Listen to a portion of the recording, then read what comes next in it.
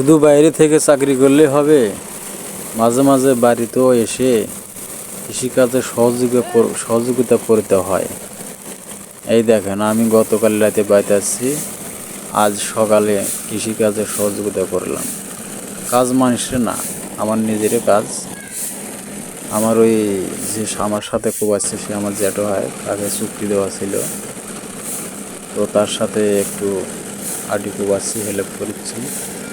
আমি মাঝে মাঝে এসব কাজ করি, কারণ এসব কাজ না করলে এগুলো কাজ আর কে করে দেবে, তাই নিজের কাজ নিজেকেই করতে হয় মাঝে মধ্যে। এই জন্য বাড়িতে আসা লাগে। গতকাল বাড়িতে আসছি, বর্তমানে এইসব কাজে নিয়ে ব্যস্ত আছি।